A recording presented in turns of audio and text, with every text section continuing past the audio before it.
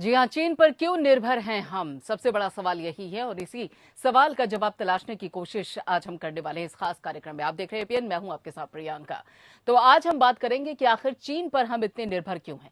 मोदी सरकार आत्मनिर्भर भारत की तरफ तेजी से आगे बढ़ रही है, लेकिन अभी भी हमारी निर्भरता चीन पर ज्यादा है। बॉर्डर पर तनाव के बीच भी चीन से आयात में कोई कमी नहीं है। और इस बीच राष्ट्रीय स्वयंसेवक संघ के सरसंघ चालक मोहन भागवत ने कहा कि अगर चीन पर निर्भरता बढ़ती है तो हमें उसके सामने झुकना होगा, इसलिए हमें आत्मनिर्भर बनना होगा। एक देश जितना ही आत्मनिर्भर होगा उतना ही सुरक्षित रहेगा। 75वें स्वतंत्रता दिवस के अवसर पर यहां एक स्कूल में ध्वजारोहण के बाद मोहन भागवत ने कहा कि स्वदेशी का मतलब भारत की शर्तों पर कारोबार से है। उन्होंने कहा कि हम इंटरनेट और तकनीक का भरपूर इस्तेमाल करते हैं। हमारे देश में मूल तकनीक नहीं है, ये बाहर से आई है। भागवत ने सवाल करते हुए कहा कि एक समाज के रूप में हम चीन के बारे में कितना भी चिल्लाएं, कितना भी शोर मचाएं और चीनी वस्तुओं का बहिष्कार करें, लेकिन आपके मोबाइल में जो कुछ भी है वो कहां से आता है। चीन पर निर्भरता बढ़ी तो हमें उसके आगे झुकना भी पड़ेगा। सरसंघ चालक ने कहा कि आर्थिक सुरक्षा जरूरी है, हमें स्वनिर्भर बनना होगा। और उन्होंने कहा कि स्वदेशी का मतलब ये नहीं है कि हम हर चीज की अनदेखी करें। अंतर्राष्ट्रीय व्यापार बना रहेगा, लेकिन ये हमारी शर्तों पर होना चाहिए और इसके लिए हमें आत्मनिर्भर होना होगा। उन्होंने कहा कि हम अंतर्राष्ट्रीय व्यापार और वाणिज्य के खिलाफ नहीं हैं, लेकिन हमारा उत्पादन गांव में होना चाहिए। ये बड़े पैमाने पर उत्पादन नहीं बल्कि जनता द्वारा उत्पादन होना चाहिए। विकेंद्रीकृत उत्पादन से भारतीय अर्थव्यवस्था को अधिक रोजगार पैदा करने में मदद मिलेगी और स्वरोजगार के अवसर पैदा होंगे। संघ प्रमुख ने कहा कि प्राकृतिक संसाधनों का शोषण न हो और ये सुनिश्चित करने के लिए नियंत्रित उपभोक्तावाद आवश्यक है। जीवन का स्तर इस बात से तय नहीं होना चाहिए कि हम कितना कमाते हैं, बल्कि इस बात से तय होना चाहिए कि हम कितना वापस देते हैं। वैसे सीमा पर तनाव के बावजूद साल 2021 में जनवरी से जून तक पहली छमाही में भारत चीन व्यापार में 62.7% की जबरदस्त बढ़त हुई और यह 57.4 अरब डॉलर तक पहुंच गया।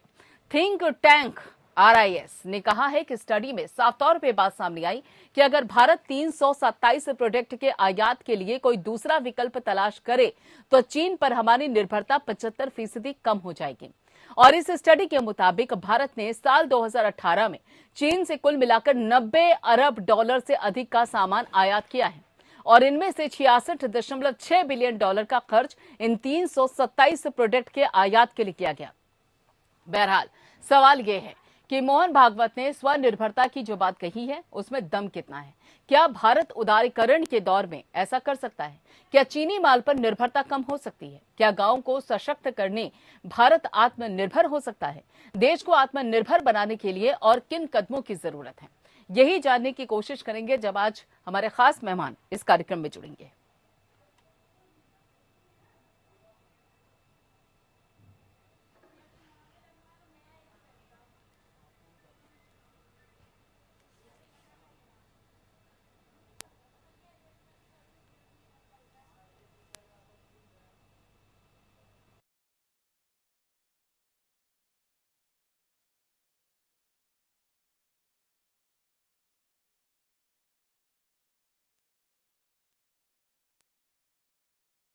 व्यापार करना आखिर कितना मुश्किल है, इसका आकलन करना बेहद जरूरी है।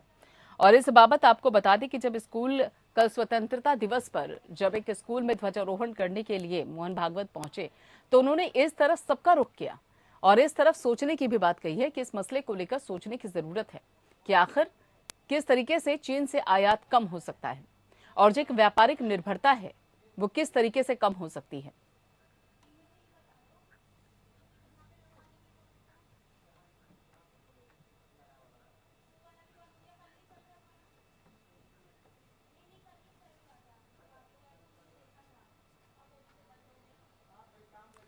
तो यहाँ पर जरूरत ये है, मोहन भागवत जो कि सरसंघ चालक हैं, उनका कहना यह है कि चीन पर निर्भरता कम होनी चाहिए और हम जितने आत्मनिर्भर होंगे उतना ही हम सुरक्षित रहेंगे। तो चीन पर निर्भर रहने की आखिर जरूरत क्यों पड़ रही है और किस तरीके से भारत चीन के बिना क्या व्यापार करने में सक्षम है, इन्हीं सवालों का जवाब तलाशने की कोशिश इस कार्यक्रम में की जा रही है। हमारे खास मेहमान हमारे साथ जुड़े हुए हैं। आपको बता दें कि प्रोफेसर अरुण कुमार है जो कि इकोनॉमिस्ट है, वो हमारे साथ हैं। प्रोफेसर अमन अग्रवाल भी हमारे साथ हैं जो कि आपको बता दें कि director Indian institute of finance, और उसके साथ साथ कपिल मंत्री हैं जो कि एसोचैम है। ये तीनों खास मेहमान हमारे साथ जुड़े हुए। बहुत बहुत स्वागत है आप तीनों का इस कार्यक्रम में। प्रोफेसर अरुण कुमार, सबसे बड़ा सवाल यही है, मोहन भागवत ने कहा कि देखिए जब हम आत्मनिर्भर होंगे तभी हमारी चीन पर निर्भरता कम होगी और हम सुरक्षित होंगे। क्या मायने निकाले जाएं इस बयान के? देखिए, आत्मनिर्भरता का मतलब हमें समझना पड़ेगा हम्म। कि कोई भी देश सब कुछ अपने आप नहीं बनाता है, हम्म। पर लेकिन जो वो बनाता है और जो खरीदता है उसमें एक तालमेल होना चाहिए। अभी चीन के साथ हमारा डेफिसिट बहुत ज़्यादा हो गया है क्योंकि उनसे हम बहुत ज़्यादा माल लेते हैं हम्म। और जो उनको एक्सपोर्ट करते हैं वो काफ़ी मात्रा में कम है। तो हम्म। इससे हमारा डेफिसिट जो चीन के साथ है वो बहुत ज़्यादा बढ़ गया। हम्म। दूसरी बात यह है कि हम ज़्यादा उनको रॉ मटेरियल्स या बेसिक प्रोडक्ट्स प्रोवाइड करते हैं, जबकि वहाँ से हम हाई टेक्नोलॉजी प्रोडक्ट्स लेते हैं, जैसे इलेक्ट्रॉनिक्स गुड्स हैं, एपीआई है जो मेडिसिन को बनाने के लिए ज़रूरत होती है। तो हम्म। हमारी निर्भरता उन पर ज़्यादा हो गई है इस माने में हम्म। कि टेक्नोलॉजी जहाँ पे ज़्यादा चाहिए वो प्रोडक्ट्स हमारे यहाँ आ रहे हैं, जो हम कहीं दूसरी जगह से लेंगे तो वो ज़्यादा कॉस्टली मिलेगा। हम्म। तो इसलिए वो आत्मनिर्भरता की बात कर रहे हैं कि हमारी जो निर्भरता है खासकर चीन पे, क्योंकि चीन के साथ इस हमारा झगड़ा है, इस समय वो हमारे बॉर्डर पे खड़ा हुआ है और हमारे जो टेरिटरी को ऑक्यूपाई कर रहा है। तो इसलिए ये ज़रूरी है कि हम वहाँ से कुछ अलग मतलब पर इसके लिए एक स्ट्रैटेजी चाहिए होती है। तो स्ट्रैटेजी क्या हो? आजकल जो ट्रेड होता है उसमें कोशिश होती है कि एक दूसरे का मार्केट कैप्चर। हाँ। तो चीन ने हमारा मार्केट काफी हद तक कैप्चर किया हुआ है, तो उससे हम तभी बच सकते हैं जब हम अपनी टेक्नोलॉजी डेवलप करें। बिल्कुल। अपनी टेक्नोलॉजी डेवलप करना शॉर्ट टर्म में संभव नहीं है, हाँ। इसमें टाइम लगता है हम्म। क्योंकि इसमें आपको हायर एजुकेशन पे ध्यान देना पड़ेगा, प्राइमरी एजुकेशन पे ध्यान देना पड़ेगा और हम्म। आपका R&D कितना है, कहाँ पे हो रहा है। तो जो चीन ने किया 30 साल में, उन्होंने टेक्नोलॉजी पे बहुत ध्यान दिया, एजुकेशन पे बहुत ध्यान दिया। हम्म। हमारे यहाँ प्राइमरी एजुकेशन बहुत परेशानी में है क्योंकि जो annual survey of education report बताती है कि 50% जो बच्चे स्कूल में, गांव के स्कूल में होते हैं, वो 5वीं जमात में दूसरी जमात की लिखाई नहीं कर पाते, पढ़ाई नहीं कर पाते। हम्म। फिर हमारा जो हायर एजुकेशन है उस पर भी इंडस्ट्री कहती है कि हम ऐसे जो स्टूडेंट्स नहीं पैदा कर पा रहे जो हम्म। इंडस्ट्री लायक हो। तो ठीक ये है। सारी परेशानी का मतलब है कि शिक्षा पे हमें ध्यान देना पड़ेगा, कम से कम 6% जीडीपी का शिक्षा पे खर्च करना पड़ेगा। अभी हम कभी भी 4% से ज्यादा नहीं खर्च कर पाए हैं ठीक है। पब्लिक एजुकेशन पे, ठीक है। जबकि अब कोठारी कमीशन ने 67 में कहा था। हाँ। तो जब तक हायर एजुकेशन ठीक नहीं होगी तो R&D भी ठीक नहीं होगा, R&D ठीक नहीं होगा तो हम इंटरनेशनल मार्केट में कंपटीशन में भी पिछड़ जाएंगे और फिर बाकी देश हमारे ऊपर हावी होंगे। तो हमें एक लॉन्ग टर्म स्ट्रैटेजी डेवलप करनी पड़ेगी कि कैसे हम टेक्नोलॉजी डेवलप करके ग्लोबलाइजेशन का सामना कर सकते बिल्कुल हैं, क्योंकि टेक्नोलॉजी को ग्लोबलाइजेशन डेवलप तो करने की नई जरूरत है। टेक्नोलॉजी की है। ठीक है, बिल्कुल। अमन अग्रवाल जी, अभी कोरोना का दंश अभी भी है। 2020 में हमने पहली लहर देखी, 2021 में दूसरी लहर, तीसरी लहर की दस्तक को लेकर भी लगातार कहा जा रहा है और उस दौरान हमने देखा कि अर्थव्यवस्था कितनी कमजोर हुई। इन हालातों को देखते हुए क्या भारत उदारीकरण के दौर में ऐसा कर सकता है? क्या चीनी माल पर निर्भरता कम हो सकती है? इस बाबत कोई कोशिश आपको नजर आती है? और अगर आती भी है तो क्या वो पूरी तरीके से उसका असर भी देखने को मिलेगा, प्रभाव भी देखने को मिलेगा, फायदा होगा उससे? देखिए जी, हिंदुस्तान जो है आज या आज से 1000-2000 साल पहले की अगर देखें हम्म। तो इंटरलॉक था, एक किसी देश के साथ कनेक्टेड था, चाहे हम्म। वो सामान लेता था, सामान बेचता था। और पिछले 1991 के बाद जब हमने इकोनॉमिक रिफॉर्म शुरू किए, उसके हम्म। बाद ये दोबारा ओपननेस को की गई, वो काफी हद तक इंटरलॉक हो गया है। हम्म। तो इसीलिए सरकार ने जो है लोकल से वोकल की जो बात करी है, इसमें हम हिंदुस्तान में प्रोड्यूस करें, ज्यादा कर सकते हैं, बाहर भी बेचें, एक्सपोर्ट भी करें और भी चीजें करें, पर उसने ये नहीं कहा कि हम बाहर का सामान बिल्कुल बंद। हाँ।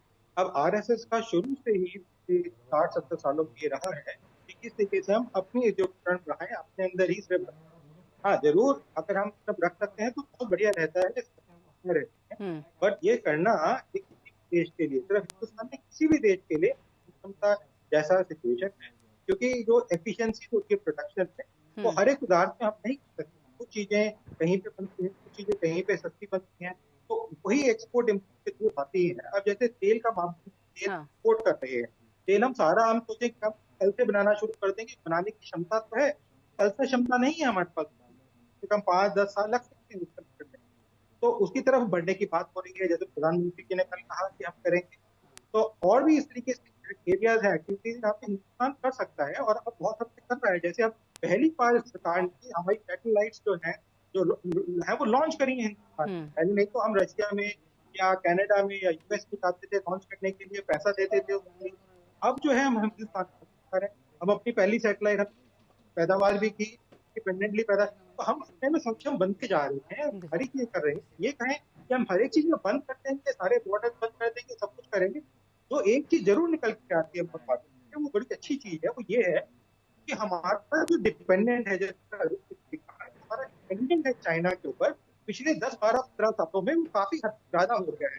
चाहे वो फाइनेंस के मामले में हो, जो हमारे निवेश होते हैं कंपनियों में, चाहे वो पैदावार के मामले हो, चाहे फर्नीचर बनता हो, इलेक्ट्रॉनिक बनता हो, और चीजें बन रही है, वो काफी हद तक चाइना से लगभग एशियन कंट्री से रुक के आ रहे हैं। उस चीज किस तरीके हम डाइवर्सिफाई कर सकते हैं ताकि वो एक रिस्क जो बात कर रहे हैं वो रिस्क खत्म कर सके। वो रिस्क खत्म होना चाहिए। कपिल मंत्री जी भी हमारे साथ जुड़े हुए हैं। कपिल मंत्री जी, अभी कल जब हम देश के प्रधानमंत्री नरेंद्र मोदी का सुबह संबोधन सुन रहे थे स्वतंत्रता दिवस पर, तो उन्होंने दो बातें खास तौर पे कही। पहला कि उन्होंने कहा कि देखिए, भारत दो दिशा में सबसे महत्वपूर्ण काम कर रहा है, एक आतंकवाद के खिलाफ, दूसरा विस्तारवाद के खिलाफ।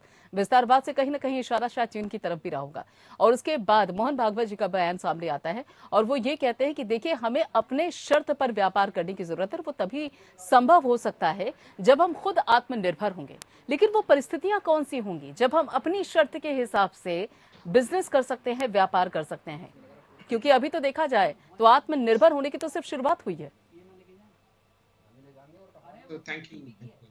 दो पहलू हैं। हाँ। वोट बढ़ना या बढ़ना। एक तो है खाली डॉलर्स की बात करना कि क्वांटम ज्यादा है, अमाउंट ज्यादा है, जो करीब 2000 में हम इंडिया और चाइना के बीच में $3 बिलियन का ट्रेड होता था, जो अब 2019 में जाके करीब $93 बिलियन हो गया है। तो ऑब्वियसली बहुत जंप हुआ है, 30 गुना बढ़ गया है 10 सालों में।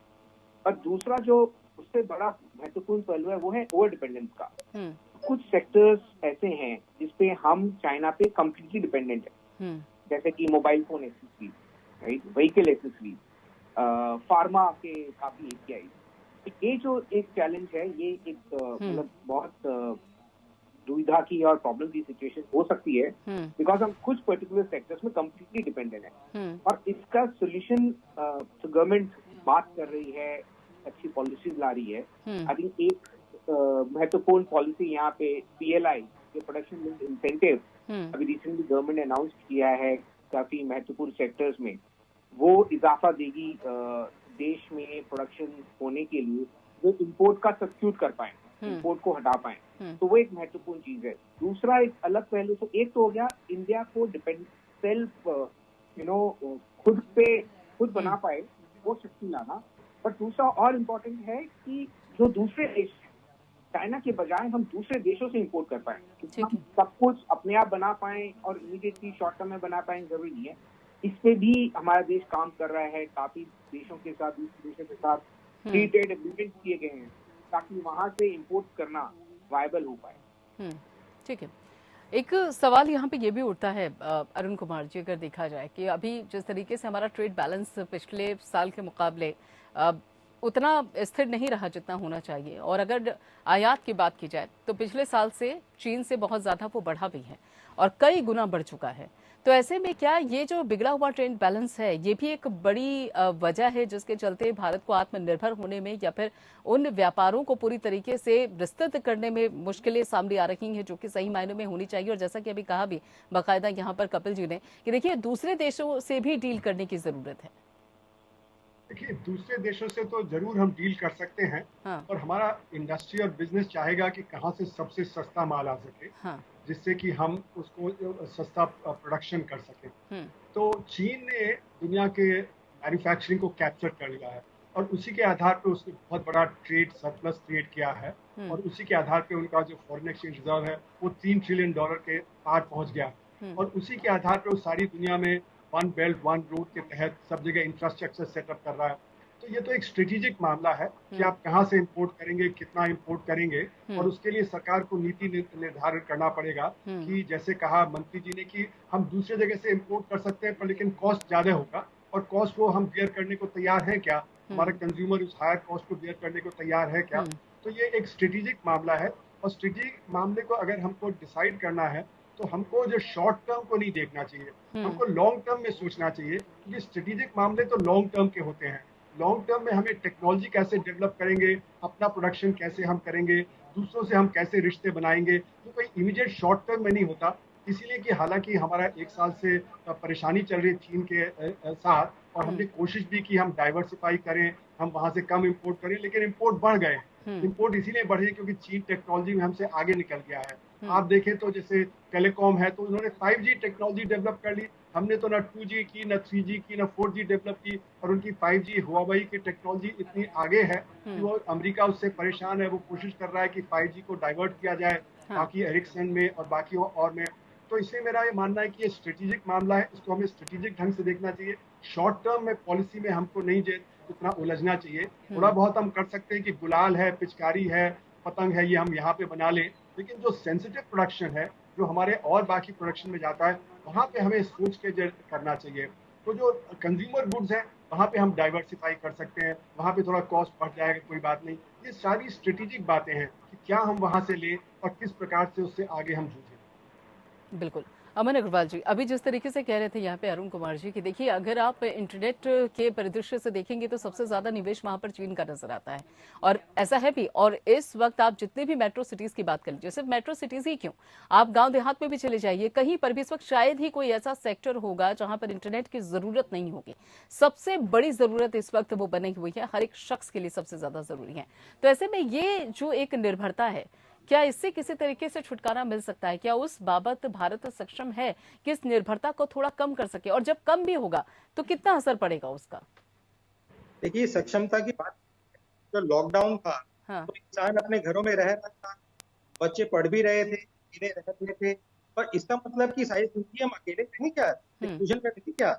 अगर मैं आपके घर नहीं आऊँ तो आप नहीं आएंगे, हमारा मिलाप नहीं, और मैं फिर ये कहूँ कि मेरी कंडीशन में आपके घर आऊँ या आप मेरी कंडीशन घर आए, ऐसे तो नहीं बनते। मिलजुल के जो चीज होती है, हार है, ये कुटुंब है, कुटुंब है। हम चाहे इसको अलग अलग देश हम लोग सब जो है जीव जंतु है। तो अगर हम ये कहें कि नहीं अकेले करेंगे तो कर तो सकते हैं, कोई ऐसी ये नहीं कर सकते। ऐसी दुनिया में कोई चीज नहीं है, एक सुई भी बनती है, स्पेसशिप भी बनती है, सैटेलाइट भी बनती है, सब कुछ है। पर ये कहना कि हम गलत है, बट ये कहना उस चीज को कर सकते हैं, नहीं कर सकते हैं, वो करना जरूरी है। अगर कोई 10 रुपए में मिल रही है और हिंदुस्तान ऑप्शन में वो 1000 रुपए की मिल रही है, तो जरूरी है कि मैं 1000 रुपए की 10 रुपए की ना लूं उस चीज को, और उससे एक एफिशिएंसी बढ़े, मेरा एफिशिएंसी बढ़े, कॉम्पिटिटिवनेस बढ़े। तो ये सब चीजें बढ़ाने के हाथ एक साथ जो है वो जो बात करते हैं संसार में, कभी हिंदुस्तान ने किसी को आज बात नहीं की। हमेशा ये कहा है कि हम साथ बिल्कुल, यानी कि मिलजुल कर काम करने की जरूरत है। काम करना चाहते हैं, बट ये है कि हम अपने सुरक्षा जरूर करना चाहते हैं, हम ये नहीं करना। और इसके लिए डायरेक्ट इन्वेस्टमेंट है 2 सालों में, उसके ऊपर चाइना की फॉरेन डायरेक्ट इन्वेस्टमेंट पे काफी रोक लगाई गई, और सरकार चाइना नहीं बाकी सब देशों से फॉरेन डायरेक्ट इन्वेस्टमेंट आ रही थी, उसको भी स्क्रूटनाइज किया और उसके फिर नए रूल्स निकाले गए। तो इसलिए ताकि हमारी अपनी सुरक्षा हो सके, और उसको चाइना ने एक्सेप्ट किया है। बिल्कुल, आप सभी लोग हमारे साथ जुड़े रहिए। जी हाँ, जरूरत है कि आखिर जिस तरीके से इस वक्त आयात की अगर बात की जाए तो वो चीन से सबसे ज्यादा है, निर्यात की अगर बात की जाए तो उससे कई गुना कम है। ऐसे में ये जो निर्भरता है वो आने वाले समय में क्या भारत के लिए मुसीबत बन सकता है? बात करने के लिए हमारे खास मेहमान हमारे साथ जुड़े हुए हैं। कपिल जी, अभी जिस तरीके से बकायदा कह भी रहे थे अरुण कुमार जी की, देखिए इंटरनेट हो या फिर दूसरी क्षेत्र हो, वहां पर जरूरत है कि काम किया जाए ताकि जो निर्भरता है वो थोड़ी कम हो, लेकिन उसके साथ साथ यहाँ पर अमन जी ने यह भी कहा है कि मिलजुल कर काम करने की भी जरूरत है। लेकिन सबसे अहम सवाल ये है कि भारत की दर्जनों ऐसी कंपनीज हैं जिसमें चीनी कंपनियों का निवेश बना हुआ है। तो ऐसे में किन दिशाओं में काम करने की जरूरत है भारत सरकार को, ताकि ये जो एक परिस्थिति बनी हुई है उससे थोड़ी सी निजात मिल सके या राहत मिल सके? कम से कम आत्मनिर्भर जो शब्द है वो तो पूरी तरीके से उसकी व्याख्या हो सके। मैं तो फील करता हूं कि चीनी कंपनी उसका भारत में इन्वेस्ट होना, भारतीय कंपनी में इन्वेस्ट होना कोई बुरी बात नहीं है, बल्कि हमें इसको प्रोत्साहन देना चाहिए। क्योंकि इससे काफी R&D बढ़ा है। कई चीनी कंपनीज ने, अलीबाबा ने फॉर एग्जांपल पेटीएम में काफी सिग्निफिकेंट अमाउंट इन्वेस्ट किया है, एंड आज पेटीएम एक अलग लेवल पे है। तो इस तरह की चीजों का बहिष्कार नहीं करना चाहिए। मैं इसको एक इमोशनल एंगल से ना देख के एक लॉजिकल इकोनॉमिक एंगल से देखना चाहूंगा कि हम ये चीनी चीजों का बहिष्कार करें, स्वदेशी अपनाओ, ये सब बातें कहने में अच्छी है, बट आज तक ये सारा आंदोलन फ्लॉप रहा है प्रैक्टिकली। क्योंकि जब तक हम खुद बुलंद नहीं होंगे, खुद स्ट्रांग नहीं होंगे, खुद के पास फैसिलिटीज नहीं होगी, कॉम्पिटेंसी नहीं होगी, तब तक ये बातों से खाली काम नहीं होगा। नहीं तो किस तरीके से फिर मजबूत हुआ जाए? उसके लिए रास्ते भी तो होने चाहिए। क्या तरीका है जिसके चलते मजबूत हुआ जा सकता है? तो रास्ते हैं, लॉन्ग टर्म रास्ते हैं। चाइना ने जो कई सालों में बनाया है, तो हम ओवरनाइट सोच के नहीं बदल सकते। देखो, सबसे महत्वपूर्ण जो चाइना की आज कैपेबिलिटी है वो है उनकी कॉस्ट। आज चाइना में फर्टिलाइजर इंडिया से 75% सस्ता मिलता है, राइट। चाइना में इलेक्ट्रॉनिक आइटम जो सर्किट बोर्ड होते हैं वो करीब 25% सस्ते मिलते हैं। जो डेटा प्रोसेसिंग यूनिट है वो करीब 10% सस्ती मिलती है। तो कोई भी जब बिजनेस में है तो वो जहां से सस्ता मिलेगा वो करेगा। तो हमें सबसे पहले कॉस्ट कॉम्पिटिटिव बनना है, वो सबसे महत्वपूर्ण है। ELI एक ऐसी स्कीम है जो हमें हेल्प करेगी। अगर ईज ऑफ डूइंग बिजनेस थोड़ा सिंपल हो, थोड़ा टैक्सेशन स्ट्रक्चर सिंपल हो, जो हो रहा है कुछ हद तक, इनकम टैक्स गवर्नमेंट ने कम किया है for some size of companies, वो वेलकम स्टेप। सिमिलरली गवर्नमेंट ने GST लाए हैं, उससे काफी ट्रांसपेरेंसी और सिंप्लिसिटी आई है ऑन टैक्सेशन स्ट्रक्चर। बट उसके अलावा भी फॉर एग्जाम्पल पब्लिक प्रोक्योरमेंट में जब प्राइवेट कंपनी खरीदेगी तो वो कॉस्ट एफिशिएंट काम ही करेगी, ये मानना पड़ेगा। बट एटलीस्ट गवर्नमेंट जो अपने स्ट्रेटेजिक प्रोक्योरमेंट है उसमें डोमेस्टिक मैन्युफैक्चरर्स को प्रेफरेंस दे सकती है, कुछ प्राइस प्रीमियम भी दे सकती है, या इस तरह की अगर चीजें छोटे छोटे बास्केट में की जाए तो इसका लॉन्ग टर्म रिपोर्टेशन होगा, लॉन्ग टर्म इम्पैक्ट होगा। बिल्कुल, यानी कि लॉन्ग टर्म जो असर है, लोकली मैन्युफैक्चरिंग को बढ़ावा देना है, वही एक महत्वपूर्ण है। स्किल डेवलपमेंट पैरेलली होना जरूरी है। तो अलग अलग पॉलिसीज हमारी हैं सारी के, बट इनको सबको सामंजस्य से काम कराना है। ठीक है अरुण जी, एक चीज और यहाँ पर कही जा रही है, ये भी कहा जा रहा है, जो एक्सपर्ट्स उनका मानना है कि देखिए अगर देश के गांव सशक्त होंगे, वहां पर संसाधन सुविधाएं ज्यादा होंगी तो देश भी आत्मनिर्भर होगा। ये किस तरीके से संभव है? ये फॉर्मूला कितना काम कर सकता है? देखिए, गांव में परेशानी बहुत है, किसान इस समय फेस कर रहा है और गांव में जो हमारा एम्प्लॉयमेंट जनरेशन है वो काफी कमजोर है। इसीलिए बहुत सारे लोग कृषि में स्टक हैं, वो वहां से निकल नहीं पाते, उनको बाकी काम नहीं मिलता। शहर में भी आते हैं तो वापस उनको जाना पड़ता है, जैसे हमने पैंडेमिक में देखा। तो नॉन फार्म एम्प्लॉयमेंट जनरेट करना बहुत जरूरी है इस समय, तभी हमारा कृषि भी ज्यादा बेहतर होगा और जो हमारे बाकी अर्थव्यवस्था है वो भी बेहतर होगी। तो उसके लिए हमें वहाँ पे इंफ्रास्ट्रक्चर सेटअप करना बहुत जरूरी है। इंफ्रास्ट्रक्चर गांव में बहुत कमजोर है, वो चाहे शिक्षा हो, वो चाहे स्वास्थ्य हो, टेलीकॉम हो, सड़कें हो, पीने का पानी हो। तो हमने उतना ध्यान नहीं दिया अपने गांव पे जितना कि हमें देना चाहिए था। गांधी जी का कहना था कि हमें डेवलपमेंट फ्रॉम बिलो करना चाहिए, विलेज से हमको ऊपर उठना चाहिए, लेकिन हमने उसका विपरीत किया। तो ये एक स्ट्रैटेजी होनी चाहिए। फिर मैं कहूंगा कि स्ट्रैटेजी के ही तहत ये सब हो सकता है कि हम कहाँ से कितना माल लें, कहाँ पे टेक्नोलॉजी डेवलप करें, रूरल अर्बन का क्या हमारा स्प्लिट हो और किस तरह के प्रोडक्ट्स हम बाहर से लें, किस तरह के प्रोडक्ट अपने देश में बनाएं। तो मेरा मानना है ये सब लॉन्ग टर्म स्ट्रैटेजी हो सकता है। हमको नी जर्क रिएक्शन में नहीं जाना चाहिए कि हम तुरंत कुछ कर दें। तो जो मोहन भागवत जी ने कहा कि हमको प्रोडक्शन बाय द मासेज चाहिए, न कि मास प्रोडक्शन, वहां पे भी एक बैलेंस करना पड़ेगा। तो कुछ टेक्नोलॉजीज में तो मास प्रोडक्शन करना पड़ता है क्योंकि वहाँ उस तरह की टेक्नोलॉजी है। कई क्षेत्र है जहाँ पे कि प्रोडक्शन बाय द मासेज हो सकता है, जहाँ पे वो इतनी हाई टेक्नोलॉजी की जरूरत नहीं है। तो ये सारी स्ट्रैटेजी होनी चाहिए। ये सारी स्ट्रैटेजी होनी चाहिए, बिल्कुल एक स्ट्रैटेजी के तहत काम होना चाहिए। बिल्कुल, बहुत कम समय है यहाँ पे। मैं एक बार जो हमारे एक और मेहमान है अमन जी, उनकी भी राय ले लूं। अमन जी, एक बात बताइए, अगर यहाँ पर अगर देखा जाए सशक्त करने की, गांव को सशक्त करने की बात कही जाए, ठीक है, अभी जैसे जिस तरीके से अरुण जी ने भी कहा भी कि देखिए ये काम बहुत पहले होना चाहिए, तो क्या कोई सियासी इच्छा शक्ति की कमी है जिसके चलते इतना वक्त हो चुका है लेकिन अभी तक हम आत्मनिर्भर नहीं हो पाए हैं? एक समय था 1990 में जब अमेरिका ने न्यूक्लियर टेस्ट रिस्ट्रिक्शंस लगाई और काफी सारे लोग अमेरिका से और साउथ ईस्ट एशिया से जब क्राइसिस हुआ 97-98 में तो वापस आए और सब लोगों के हिंदुस्तान में आए और सब कुछ किया। इकोनॉमी में कोई मेजर डेंट नहीं आया, प्रॉब्लम नहीं आई, बिकॉज पैरेलल इकोनॉमी हमारी काफी स्ट्रॉन्ग चल रही है।